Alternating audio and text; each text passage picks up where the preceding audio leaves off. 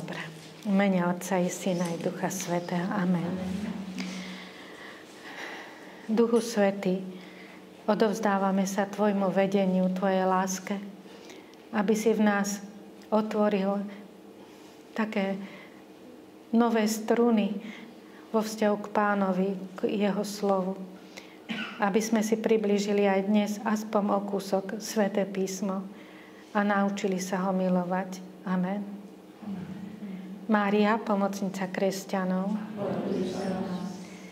No, takže tí, čo tu boli skorej, trošku som povedala, že nadväzujeme vlastne na symboly Svätého písma, aby sme mu trošku tak širšie rozumeli, trochu aj srdcom a trošku aj v takej poetickej rovine. Potom sme minule mali prírodopis. Kto má rád prírodopis, tak sme si prebrali všetky tie veci, ktoré sa Biblie tak týkajú pre nás tak hmatateľne alebo tak prístupne, aby sme si vedeli priblížiť, že keď čítame Sväté písmo alebo ho počúvame a počujeme tam rastlinky, zvieratá alebo miesta, aby sme si ich vedeli vybaviť. Takú malú domácu úlohu sme mali nejakú mapu, tuším si, zaobstarať, že? A pozrieť si na nej veci. A dneska mapy nepotrebujeme, stačí, keď dáme do Google ten názov a už sa nám tam to aj s obrázkami všetko ukáže, takže není s tým problém, ako čo sa týka map. A dneska neviem, ako sa budete cítiť, či vás to neznechutí, ale dneska je na programe dejepis. Môže byť aj dejepis biblický. Poviete si, no tak to už všetko poznáme a tak ďalej. Aj verím, že poznáte, a veľa vecí poznáme, už aj deti, ktoré druhýkrát idú druhý školský rok na náboženstvo, už si tak, a to poznám, lebo pani katechetka opakuje tie isté veci a my o Abrahamovi počúvame už 700 rokov pomaličky. Ale je tu niečo dôležité, čo potrebujeme lepšie pochopiť. Škoda, že tu Monika vedľa mňa nesedí, by vám to vysvetlila úplne rukolapne. Ale chcem vám povedať, že my sme v našom tisícročí, alebo teda v storočí, teda už v tisícročí najnovšom, zvyknutí brať históriu lineárne, chronologicky. Toto bolo v roku tom. A pekne to nasleduje, že? Lenže tie biblické dejiny sú trošku iné, ktorým sa budeme venovať. Okrem tej línie, ako tej chronologickej, chronos, čas plynie, je tu aj svätý čas, ten posvätný Boží čas, ale to je teda kairos. Ale okrem toho tu máme aj niečo iné v dejinách. Neviem, či so mnou súhlasíte potom, ak budeme mať trošku čas, môžeme si o tom aj podebatovať, že totiž v dejinách sa niektoré veci aj opakujú. A na základe toho, čo sa opakuje, vznikajú určité mýty, ktoré chcú nám sprostredkovať určité pravdy dejinné. Ako už sme to spomínali, tuším, že my tak to vnímame, že ideme od najprimitívnejšiemu k najmúdrejšiemu človeku, k najrozvinutejšej spoločnosti, k najkrajšiemu obdobu a zrazu zistíme, že sme v takých škaredých vojnách, že ako sa nachádzame, že ako keby nič sa nevyvíjalo smerom k lepšiemu. A tuto nastupuje mýtus, ktorý opakuje, ako sa to zlo v dejinách vlastne stále bude opakovať, aj dobro, alebo o čo vlastne v tých dejinách ide.Čiže my nemôžeme sa dívať na dejiny len takto rovno. Hej? No, to je len ako na dopovedanie, že ak aj v tej Biblii nájdeme také mýtické prvky, tak oni majú svoje miesto. Lebo vysvetľujú nám nás samých, našu ľudskosť, aj hriech, ktorý v nás pracuje, ale aj dobro, ktoré nás koná, pomáhajú nám rozumieť životu. Takže aj teraz, keď sa budeme venovať biblickým dejinám, tak si potrebujeme ujasniť veci trošku takým odstupom a nadhľadom. No a Židia, keď keď uvažovali o tých dejinách, tak oni vlastne to nenechali ako prázdny špagátik, ale vlastne nabalili na určité momenty aj tie mýty alebo tie pravdy, tie skúsenosti, či Bohom zjavené, či meditované, či zo života odpozorované. Čiže spravili z tých dejín niečo, čo není len také faktografické, že toho roku to a koniec, ale proste niečo aj prikrášlili, niečo aj vynechali, niečo aj zopakovali ešte raz. Proste pracovali s tými dejinami. Takže o tom možno, že na budúce trošku viacej v inej súvislosti, ale teraz by sme si prešli ten dejepis, ktorý nám ponúka Biblia. Takže toto už sme tomu sa venovali, starý zákon, nový zákon, to všetci ovládame. Tie čísla si môžeme pamätať, ale nemusíme. Dôležité je, že v tom chronologickom slova zmysle Biblia prepája takmer 2000 rokov vlastne od Abraháma, teda približne, že v týchto rokoch, až po Ježiša Krista zápisanie Nového zákona je až ku koncu 1. storočia. Čiže to vlastne je dosť veľa 2000 rokov, keď máme v jednej knihe zachytených. Všetko to sa odohráva v Mezopotámii, o čom sme hovorili, že teda v tejto oblasti, nie priamo v Mezopotámii, ale v tomto okolí. A tu máme takú schému. Ospravedlňujem sa, že není celkom jasná, to nebola som schopná nájsť presnejší obrázok, taký jasnejší, nový, takže len taký starší vyrobený je. Tuto vidíme roky, jak tie roky ako plynú, a zároveň vidíme, že tie dejiny spásy vôbec neboli nejaké rovné, že Pán Boh to naštartoval a už to išlo. Že tie dejiny toho vyvoleného národa boli tiež krivolaké. Ruku na srdce, aj náš život osobný býva trošku krivolaký. Troška dosť niekedy. Niekedy už máme pocit, že by sme chceli Pánu Bohu povedať, že stačí už, aby to už išlo radšej pekne rovno. Takže aj tieto biblické dejiny sú krivolaké. A my si teraz trošku zopakujeme tie jednotlivé etapy. Tu môžeme už jasnejšie sledovať tie roky a začínajú tie dejiny východom Abraháma z Úru, ktorý žil pod stanmi a potom teda bol odvedený do Egypta a tak ďalej, až po narodení Ježiša Krista. Takže prvé biblické obdobie sú dejiny patriarchov. A poznáte patriarchov Abraham, Izák, Jakub, proste Izrael, teda potom synovia a potom Egypt. Toto je, hádam, tak najjasnejšie máme usporiadané a dobre to poznáme. Tuto vám tichučko chcem povedať, že možno to nebolo presne tak, že Abraham mal presne syna Izáka a Izák bol otec Jakoba. Pravdepodobne je to pospájané, lebo tam mohol byť aj medzičlánok ešte medzi nimi. My nevieme presne, že to boli akože presne tieto osoby. Prečo to tak smelo hovorím? Lebo nemáme absolútne žiadne o nich nejaké artefakty alebo vykopávky alebo o týchto patriarchoch. Ostáva nám preto len tak dôverovať, že je za tým skrytá aj historická pravda. Jediné, čo sa nám tak ukazuje, že meno Abraham sa vyskytuje v tom období a v tých súvislostiach. To znamená, že alebo aj meno Jakubovo. Čiže není to úplne akože niečo len umelo vytvorené v tých dejinách. Samozrejme, že zase sa musíme možno vrátiť k tomu, že na tých patriarchoch sa chce niečo ukázať, že Boh sa dotýkal ľudí, Boh ich volal k niečomu, koľkokrát aj nás volá, ani nevieme, odkiaľ ten hlas prichádza, kam ide, že Boh účinkoval v ľuďoch, aj v tých patriarchoch. A že tam boli aj šikovné ženy, také na slovo vzaté, bez ktorých by možno ešte Abraham s Izákom žili v jaskyniach, keby ich nebolo. Hej, že možno. To tak nás zasmiatie. No, takže toto máme ako tieto udalosti, to je prvých 200 rokov Biblie. To je kniha Genesis, kde sa s ňou môžeme, s týmito príbehmi ako stretnúť.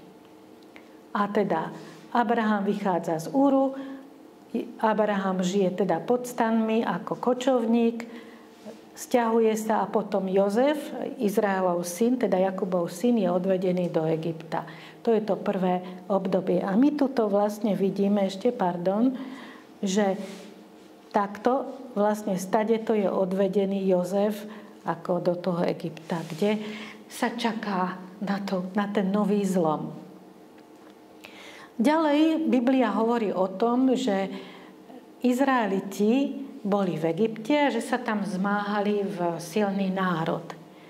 Toto tiež musíme na to pozrieť z tej optiky, ako ten svetopisec chcel čítať tie dejiny vyvoleného ľudu. A teda to je na tejto by som povedala čiarke, že my vlastne nemáme takmer žiadne isté indície, že naozaj bol Izrael celý komplet, tak ako ho potom budeme vidieť vo Svätej Zemi, že tam bol ako v tom Egypte. Ale napríklad tieto mestá Pitom a Rameses, áno, že sú spomenuté v Biblii a vidíme, že aj to, že tieto mestá sú a vlastne akoby na prahu toho Egypta, ešte není to úplne teda to ako vnútrozemie, že vlastne ako keby tí Izraeliti sa nedostali celkom do toho jadra Egyptu. Hej. Tuto vidíme aj tú oblasť, že stade to kam, že do toho Egypta to mali naozaj pomerne blízko, najmä keď išli po pobreží ako Stredozemného mora. A potom sa nachádzame vlastne po tom pobyte v Egypte, o ktorom píše Biblia. Nasleduje teda východ z Egypta pod vedením Mojžiša a zmluva na hore Sinaj. No a tuto znovu sa dostávame do vážnych ťažkostí. Dodnes není úplne jasné, kedy sa vychádzalo z Egypta, koľky asi vychádzali z Egypta, akými cestami vyšli z Egypta. Je tu viac otáznikov ako odpovedí. Preto my musíme trošku odmontovať ten náš faktografický mozog historický pri čítaní Biblie, že čo nám ten text chce povedať. Ten text nám nechce povedať historické skutočnosti presne ako archeologický, alebo my si môžeme, a je to aj správne, keď sledujeme históriu, archeológiu a zároveň Bibliu. A teraz vidíme tu ich súhru alebo nesúhru. Že? Je to legitímne. Už napríklad tuto vidíme, že tých možností, toto je najistejšia cesta, po ktorej možno Jozef s Máriou išli teda smerom do Egypta a naspäť, ak sa nemuseli príliš skrývať. Ale sú indície aj na takú cestu, na takú, alebo dokonca táto cesta je taká najbiblickejšia, by sme povedali, a to je cez tú horu Sinaj. A už tu vidíte také maličkosti, že nebolo to zrovna Červené more, ktoré sa rozdelilo na dve časti, ale že to bola tá časť taká močaristá, ak teda cez ňu prechádzali a tak ďalej. A takto poza mŕtve more prichádzali do zasľúbenej zeme. Vidíte, to je, teda my katolíci sme takí skromní a dávame pozor, čo veda povie a nebudeme sa s ňou už prieť, lebo dosť sme sa preli s vedou do konca minulého storočia, teda do polky minulého storočia sme sa preli s vedou, Biblia to takto hovorí, koniec bodka. Ale keď to 100 vedcov dokáže, že toto a toto Biblia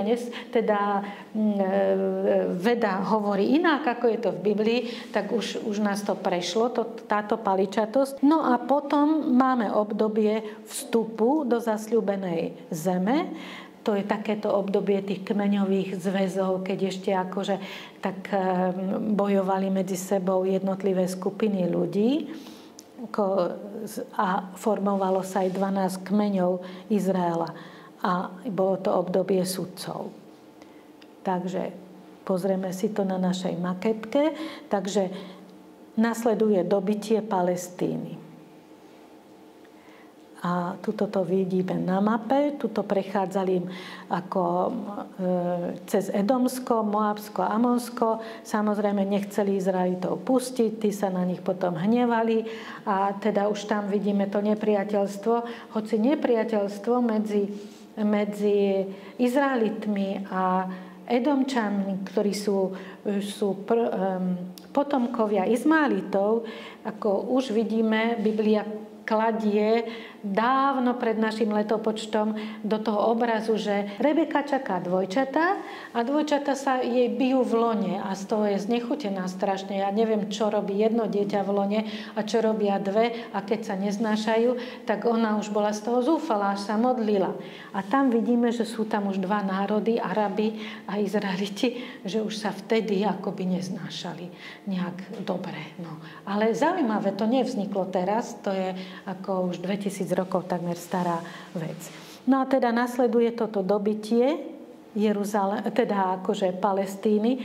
A tu máme veľký problém, keď o tom čítame v dejinách, že vlastne toľko vojen a že Boh im kázal vyničiť hentých, vypáliť hentých, zničiť tamtých.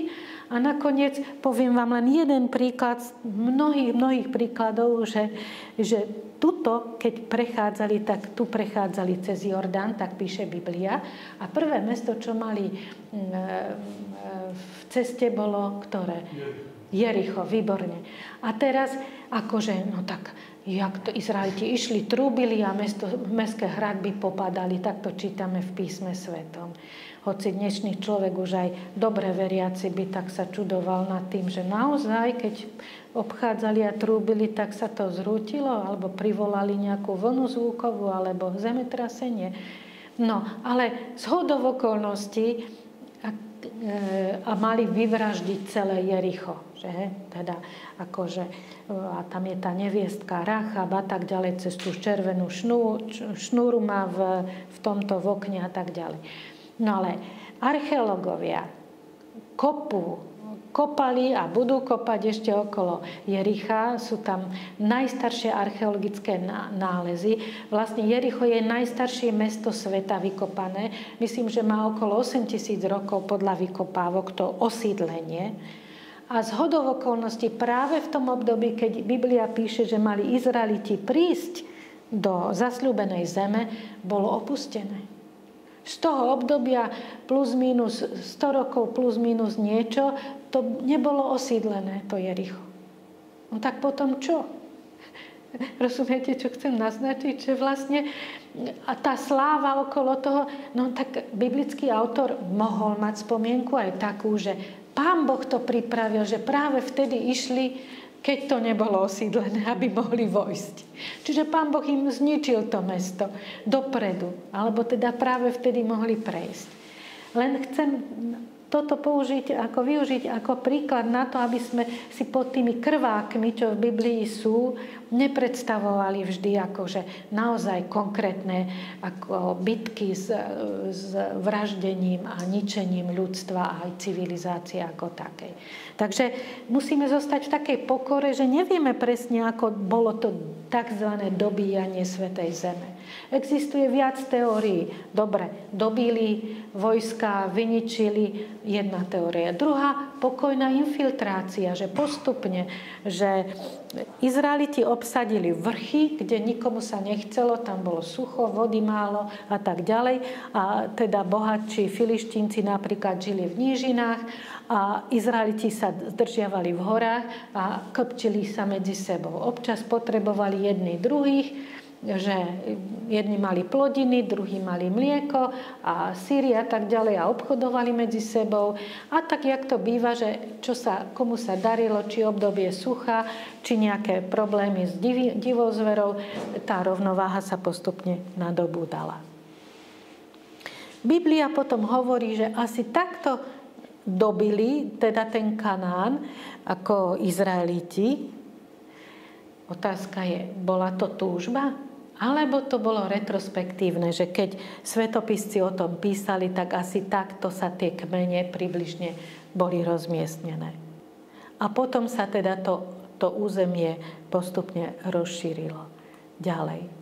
No 12 kmeňov Biblia popisuje, ktorý kmeň kde kde asi približne mal svoje teritorium, aby sa nehádali, tak mali svoje akoby oblasti. A práve kniha Sudcov svedčí o tom, že to nebolo dobité tak, že už máme voľno. Lebo stále bolo ako nejaké prenasledovanie, nepokoje, ako boje boli medzi Izraelitmi a domorodým obyvateľstvom, tým predchádzajúcim. Takže bolo tu stále napätie a bolo ho treba riešiť. A vlastne biblický autor to potom interpretuje tak. Keď boli zlí, alebo zabudli na Pána Boha, vtedy ich Pán Boh dovolil, aby ich nepriateľ nadobudol silu a ich znepokojoval. A potom prosili, modlili sa a zvíťazili nad svojim nepriateľom. Čiže to je vlastne už to poučenie z tých dejín, z toho, čo sa robí, ako to vlastne vo svete je. Sme zlí, dobre je nám bez Pána Boha, tak zaútočí na nás nepriateľ, lebo má väčší priestor, až kým sa nebudeme troška kajať, aspoň trochu, aby sa ten nepriateľ ako bol premožený. To je ten starý kolotoč v dejinách. No a sme vlastne na vrchole biblických dejín, na najslavnejšom období, najslavnejšom momente, a to je, teda tentokrát je to 100 rokov, kde sú traja králi. Že nie tí betlehemskí, ale tí akože králi ako izraelskí. So sestrou Monikou boli v Izraeli a dostali sme sa aj na veľmi špeciálne miesta, na vykopávky Dávidovho starého mesta, pôvodného. Čiže to je corpus delicti a máme viac indícií, že Dávid naozaj existoval. Druhá vec je, teda videli sme v podzemí a videli sme krásne archeológovia to majú krásne zmapované.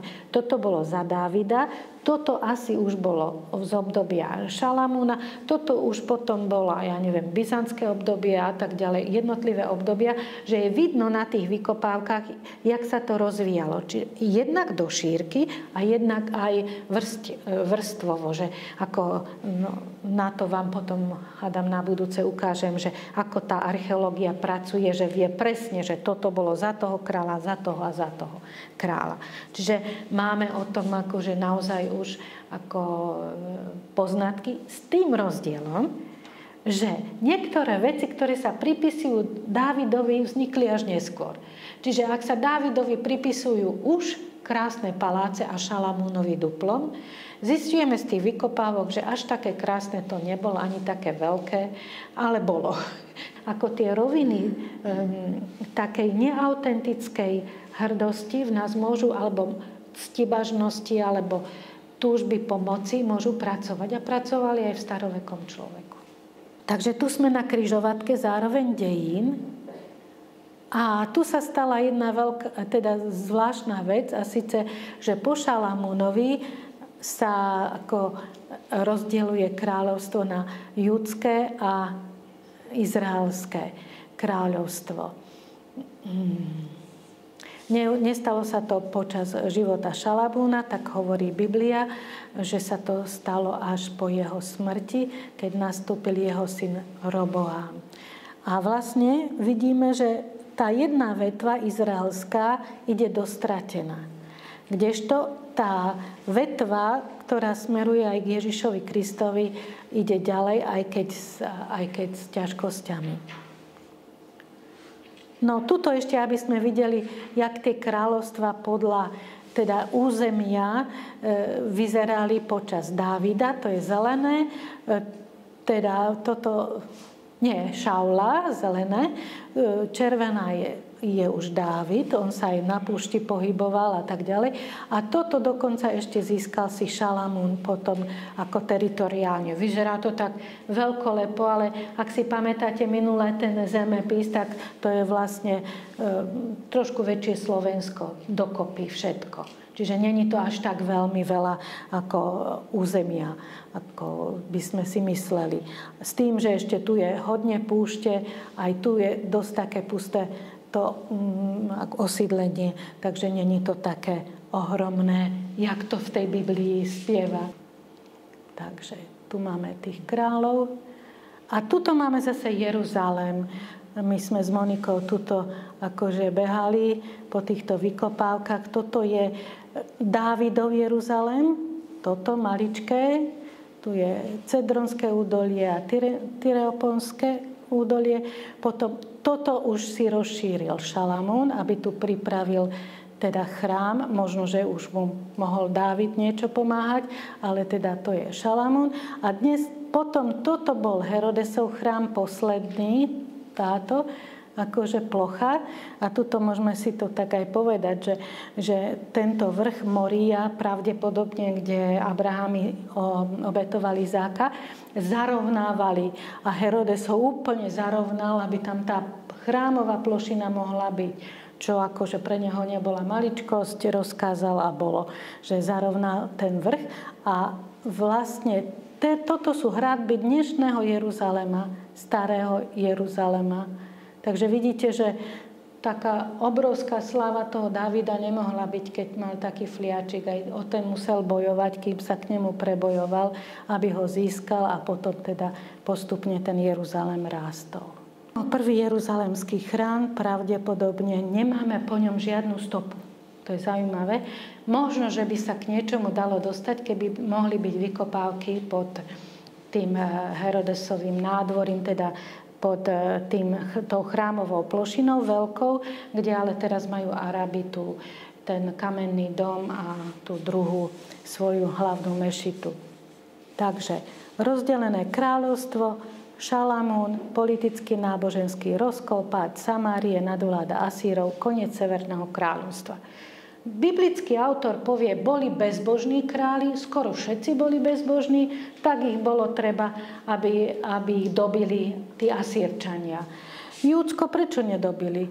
No dnešná odpoveď histórie je taká, že Júdsko bolo zaostalé, slabo rozvinuté, že ani im na tom nezáležalo tým Asírčanom. Kdežto Severné kráľovstvo bolo schopné, rozvinuté, ako dobre prosperovalo, takže na to si brúsili potom tí Asírčania zuby a tým pádom vlastne Severné kráľovstvo, ako sa dostalo pod Asýrsko. A ako to robili už aj v staroveku, vidíte, že nejak zvláštne to s tým židovským národom pospájané odvliekli do zajatia väčšinu obyvateľstva. Dneska by sme povedali takého schopnejšieho. Možno, že jak naši mladí chodia teraz na západ pracovať a žiť, lebo že tu sa už nedá, hej, niečo. Nie, to robím len si žarty.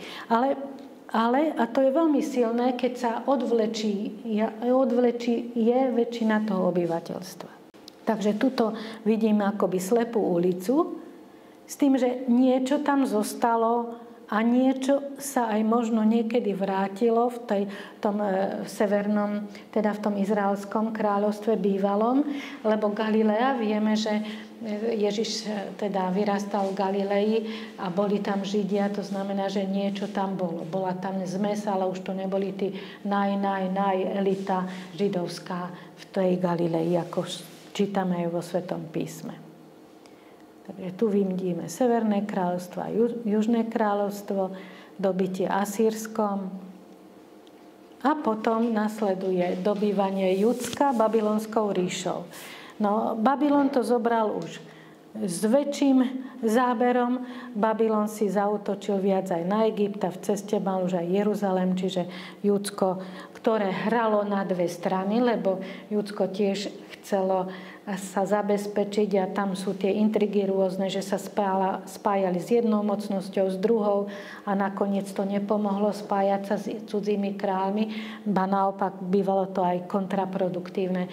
Tam vidíme aj napríklad Jeremiáša, ktorý vyzval, aby sa nebránili proti tým okupujúcim vládám, že sa s tým zachráni ľud. Ale oni museli bojovať, lebo králi musia bojovať, aj dnešní, aj tí starí, musia si dokázať a musia sa pokúsiť zvíťaziť a potom prídu, akože si to odnesú chudobní, trpiaci a rodiny a deti a starí a tak ďalej.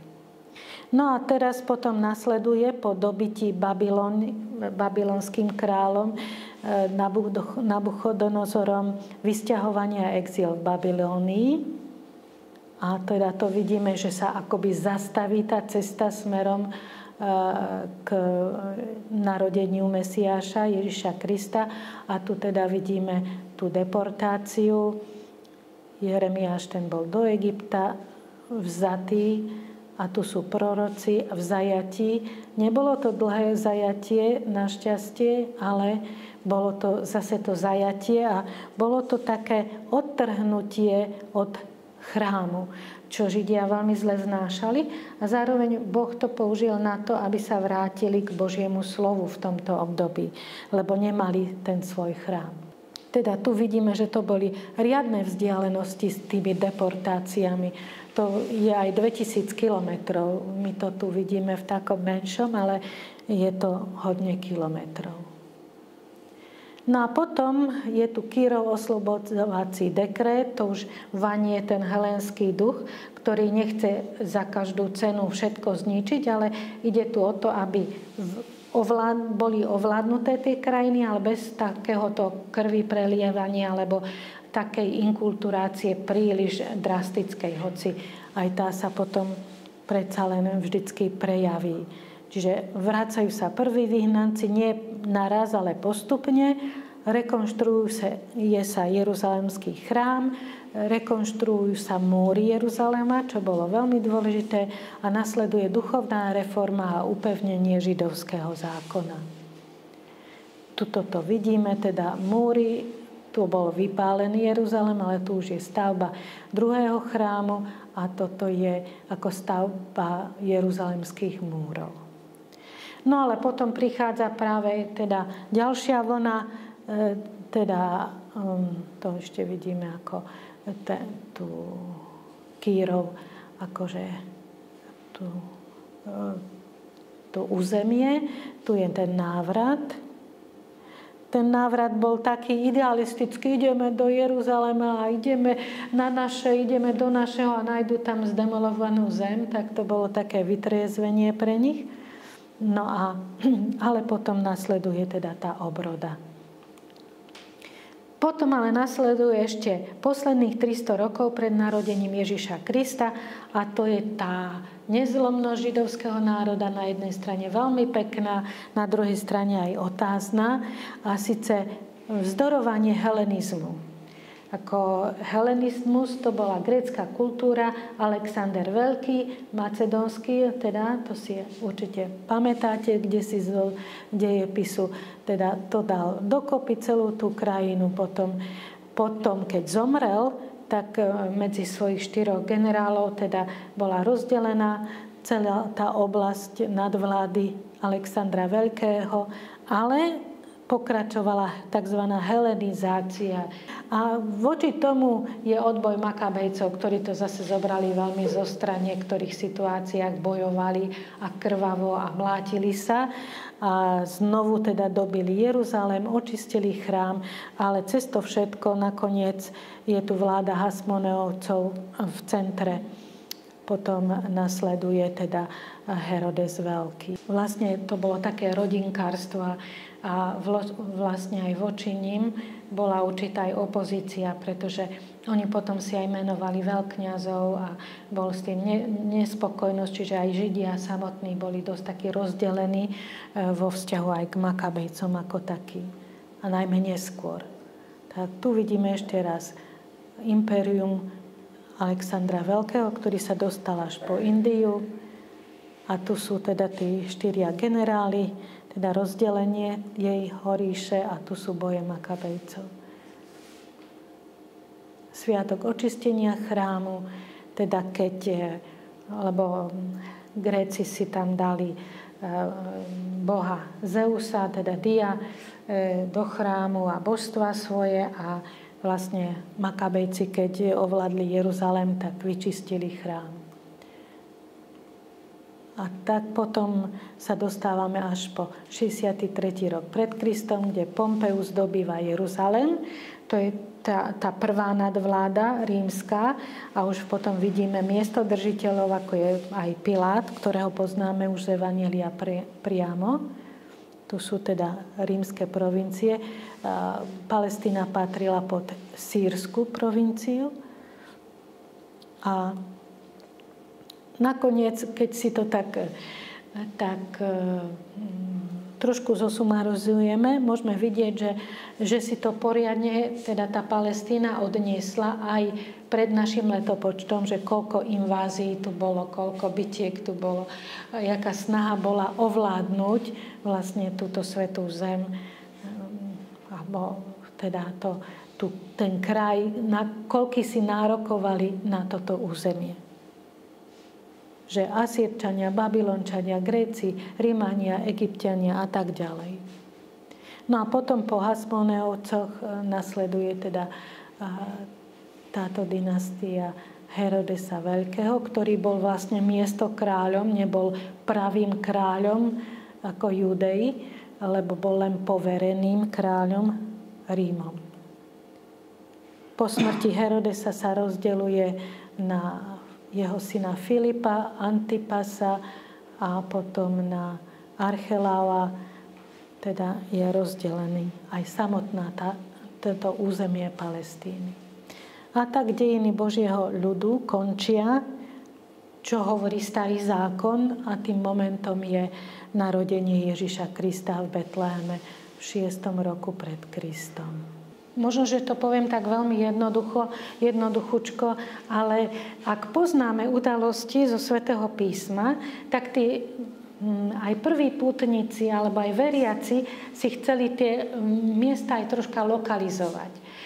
Určite označili krížom, boli tam vykopávky, bazilíka a tak ďalej, takže je veľká pravdepodobnosť, že to miesto naozaj je autentické.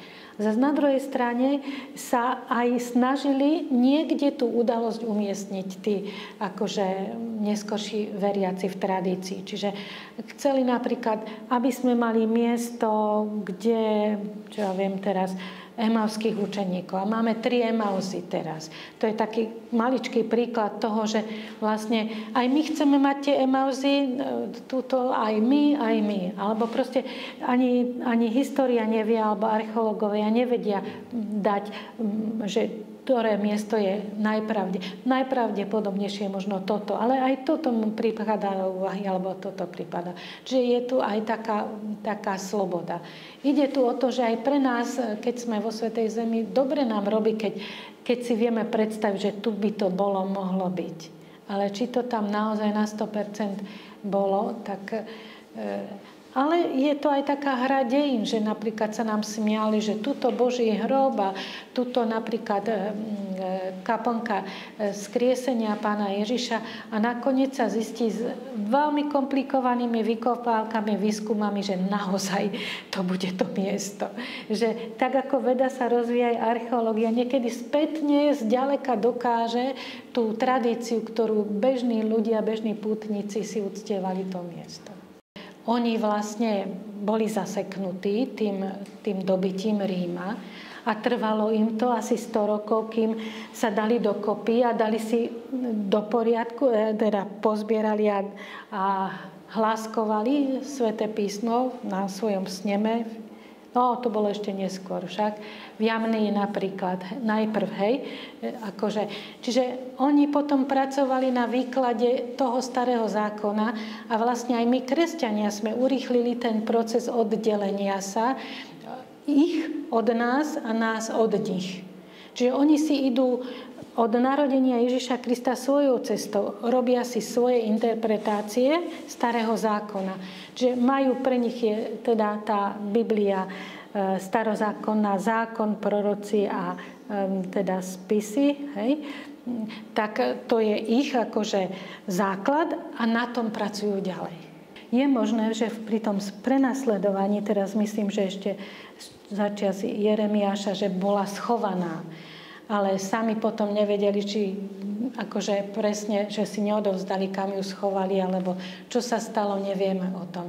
Ale veľa významné práve to je, že ona už nebola potrebná, alebo ak príde ako Mesiáš, to je vlastne aj tá chudoba, alebo tá strata tej archy má nás pripraviť na to, že príde ten, ktorý je skutočne.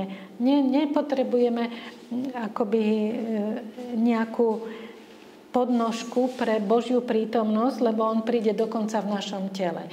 Čiže tam Pán Boh to z našej interpretácie, z nášho chápenia takto dopustil. A že si ju Židia nenašli, ktorým na tom výsostne záležalo, tak asi sa nedá nájsť. Buď možno, že zhorela, alebo zničená bola a tak ďalej. Táto svätá zem dodnes je bydliskom troch, alebo teda miestom, kde sa stretávajú tri najväčšie náboženstva ako sveta, monoteistické náboženstva. Je to veľmi silná skutočnosť, z ktorej človeku až zimomriavky behajú po chrbte a hlavne to, že tam vôbec bol pokoj, ktorý vidíme, aký aj teraz, aký je krehký. A keď si pozrieme na ten pôvod, tak my vlastne vidíme, že z Izmaela sú Mohamedáni alebo moslimovia správnejšie, Jakubové kmene sú Židia a z tých Jakubových kmeňov sa potom ako po Júdovej, teda genealógii, rodia kresťania. Ale teda všetci uznávajú za svojho takého právca Abraháma. A toto by som vám dneska tak chcela veľmi ukázať alebo poukázať na to, že vlastne čo ten chudák Izrael alebo smelý Izrael priodvážny je, že to je ako dýka v arabskom svete a moslimskom svete.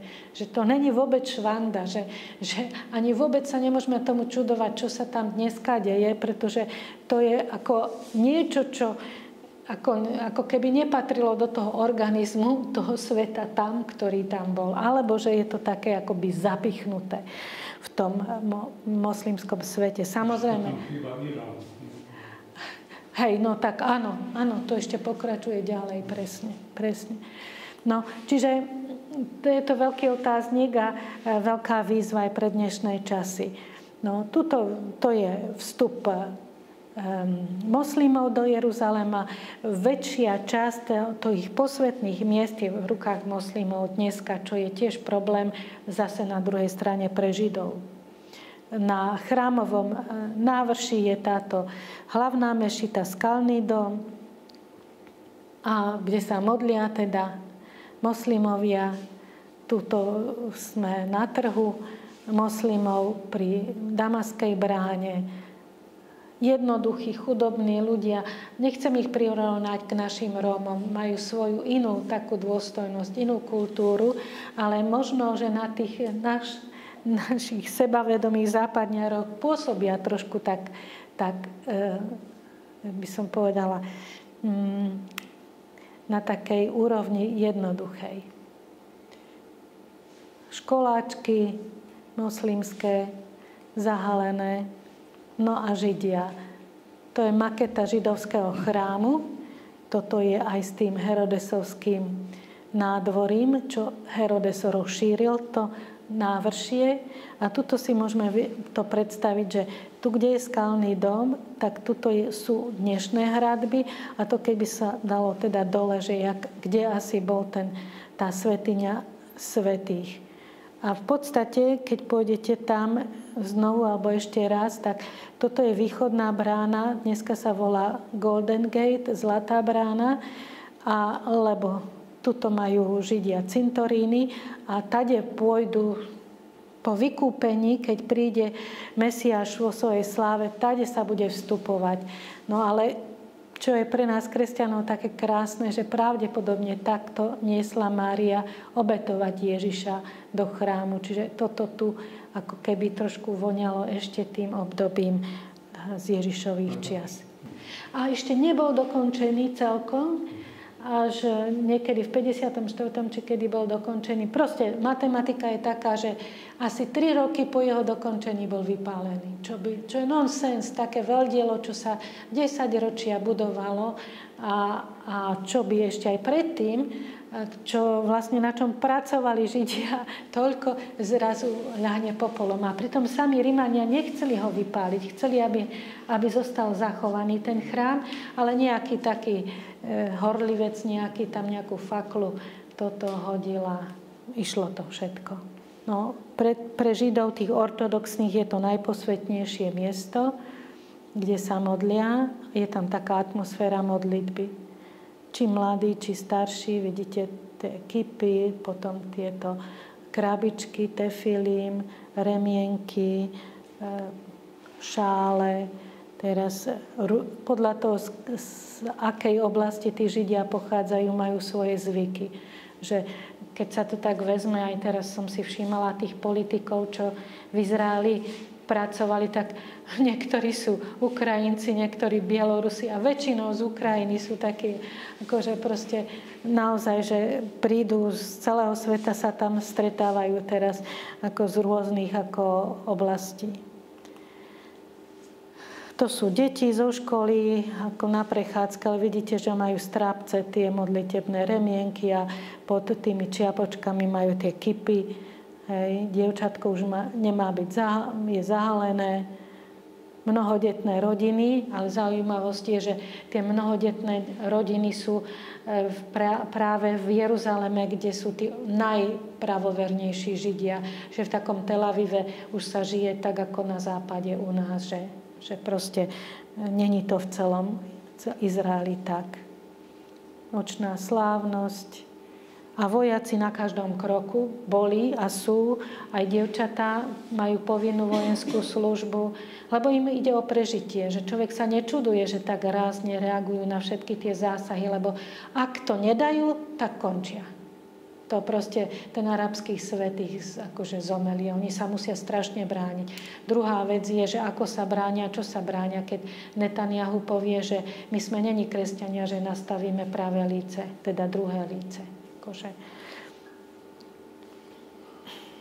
No a potom je tu najvzácnejší cintorín na svete, o ktorom by sme s Monikou vám vedeli rozprávať pol dňa.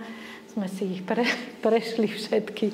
No proste z celého sveta sa tam tí prominenti chcú dať pochovať pri Jeruzaleme, že sa dajú tam nosiť. A kresťania na záver Betlehem, poznáte, boli ste, ale teda Corpus Delicti, jak tu stavajú tie svoje kibuce Židia. No, uličky, kam je k jaskyni narodenia, tuto sa ide k jaskyni narodenia. A to viete, prečo je tam taký maličký vchod? Pokloniť, ale aby križiaci tam nechodili aj na koňoch rovno, hej? Tak to spravili maličké, aby sa nedalo s koňmi vojsť. Dobre, tak toto je východná cirkev, ako zprava, teda zľava od miesta narodenia. Aj to miesto pravoslávni spravujú tú hviezdu betlehemskú, že? A tuto vedľa je kostol svätej Kataríny, katolický chrám hneď vedľa. Jaskyňa Mlieka, ktorá bola opravená aj s podporou Slovenska, je tam aj tabulka, a ešte Jeruzalém, Bazilika Božieho hrobu. Obstavaná z vrchu, zo spodu, kolom dokola, všade rôznymi kuticami a kutičkami. Naozaj, keď odtiaľ začali vyliezať mnísi, tak to bolo jak z podzeme, keby vychádzali. No, toto je vstup, kalvária, uctievanie kríža, kaplnka Božieho hrobu. Už ju opravovali a znovu ju opravujú, už neviem ani prečo, zvonku zase znútra. Lebo bola v takom stave, že už by sa bola skoro zrútila, lebo tu treba dojednať všetky náboženstva, sa musia dohodnúť, že čo sa môže, čo sa nemôže, kedy sa môže, ako sa môže. Takže to je status quo, takto to je a až keď je niečo veľmi zlé, tak to opravujú. V tejto oblasti tie výskumy, čo sme aj tak podrobne pozerali, tak vyzerajú, že budú pravé. A to, poviem to tak veľmi zjednodušene aj tým, že keď bol Jeruzalém zrovnaný so zemou a vládli tam Rimania, tak vlastne postavili si svojich bohov práve na týchto miestach. A to je akože dokázateľne, to proste sú vykopávky. A človek si kladie otázku, prečo práve tam, čiže či už na mieste ukrižovania alebo zmŕtvychvstania boli ako pamiatky rímskych božstiev. Až potom, keď prišla Helena, už potom sa to akože odstraňovalo a keď teda Konštantín prijal katolickú vieru, tak vlastne bolo to legitímne, sa začali akože tie miesta. A to není veľa, to je 4. storočie maximálne, čiže tam neprešlo veľa času medzi tým. Ale ako aj dneska krásne celá Rímska ulica je vykopaná, čo Cardo, také akože hlavnú ulicu Rímania, čo si postavili tam, aby mali v Jeruzaleme. Takže tie vykopávky sú úplne akože zreteľne, že jak je to. A sú krásne štúdie, dajú sa na internete nájsť, pozor na konšpiračné veci, ale sú krásne štúdie práve o tom, prípadne ak by si mal záujem, tak Monika by to mohla mať aj niekde po ruke a vie, kde to nájsť, ako by sme ti mohli preposlať aj o tom, akože jak sa to tam vyvíjalo, že jak sa to odkrýva. Samozrejme, že protestanti si tiež chceli mať Boží hrob, a tak oni si tiež našli kúsok za hradbami, miesto, že tuto vstal Ježiš z mŕtvych, ale nech sa nehnevajú, tak keď vznikli v 15. storočí alebo 16. sa formovali, tak už po funuse prišli hľadať Boží hrob. No, tak už ako mohli nájsť niečo. Ale tuto vidíte, že ako teda ten Jeruzalém priťahuje, že si tam každý chce nájsť to svoje miesto, alebo chce tam mať dôvod chodiť. A tým protestantom sa veľa neušlo v tej svätej zemi. Však chvála Bohu, aj my s Monikou sme chceli ísť tam do tej záhrady, čo oni majú. Lebo tu nejde presne o to, aby som sa ja dotkla toho miesta. Samozrejme, že Boží hrob a Kalvária sú veľmi sväté miesta. A Boh má v moci to, aby uchoval nám to. Rozumiete? Ako pre mňa, čo je najfascinujúcejšie, že ten chrám Božieho hrobu je vlastne asi najškarčí chrám na tomto svete. Taký je tam staré všetko, zanedbané, ale je tam život. Tam všetci sa modlia, tam sú všetci namäko. Tam všetci spievajú, jeden cez druhého vykrikujú, volajú k Pánu Bohu, že Pán Boh nepotrebuje, by som povedala, tie západné chrámy, ktoré sú nádherné a prázdne za chvíľu, alebo sú už, alebo budú. Že vlastne ten život môže pulzovať niekedy úplne inde, nie práve v tom, kde je všetko tip-top a bezchybné a tak, jak by sme chceli my a na náš vkus a tak ďalej. Takže tu je krížová cesta. A len toľko na záver ešte, že kresťania tam nemajú veľké možnosti apoštolátu, ale tým, že tam sú, svedčia. A je dôležité, aby odtiaľ neodišli, lebo niekedy je tam veľmi ťažko byť. Ako aj teraz. Niektorí sa vracajú zo škôl a niektorí sa chcú ešte raz vrátiť do Jeruzalema. Ale keď na zastávke niekoho zabijú, tak si každý rozmyslí, či tam bude. A najsvedomitejší sú františkáni, vďaka ktorým tie sväté miesta máme. To už František Asisky odišiel ako sultánovi prosiť, už ako, aby bola prístup do svätej zeme pre kresťanov. Vieme, že veľmi nepochodil, hoci sultán si ho veľmi vážil, ale v tradícii tohto rádu zostalo táto láska k týmto svätým miestam a oni postupne teda chodili do svätej zemi a vždy niečo kúpili, kúsok miesta, kúsok pamiatky a keby ich nebolo, tak dneska tam nie je nič katolického. Takže im veľmi vďačíme za to a v tomto. A potom aj majú takú charizmu znášanlivosti, že oni si rozumejú s každým a vedia byť blízko k tým ľuďom, že jezuiti alebo saleziani by to nezvládli asi. Takže to len tak na okraj. A procesie a slávenia, rôzne sestry od vymyslu sveta, rôzni mnísi, aj kresťanskí skauti a naše žiačky, aj deti zo školky arabské naše, ale už teda. A potom ešte kresťania, ktorí konvertujú zo židovstva. To je veľmi teda také pekné a je to živé tiež aj táto odnož. Hoci sú veľmi prenasledovaní, musia to aj pred vlastnou rodinou tajiť, keď No a toto sme robili tú prezentáciu už veľmi dávno, ale opakovane sa to deje stále. Pre mladých sme sa zvykli pomodliť po hebrejsky Otče náš.